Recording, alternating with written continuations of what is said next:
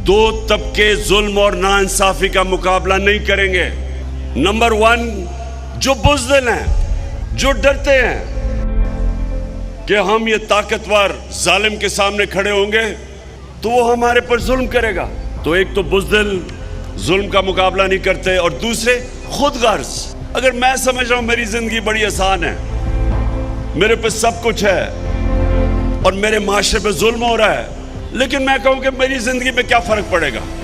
ये सबसे बड़ा प्रॉब्लम पाकिस्तान की एलीट का है कि हमारी एलीट, क्योंकि वो कंफर्टेबल है, आसान जिंदगी है, नौकर हैं। आप इंग्लैंड, यूरोप, वहां जाके काम करें, नौकर नहीं, नौकर शायद ही कोई अफोर्ड कर सकता है।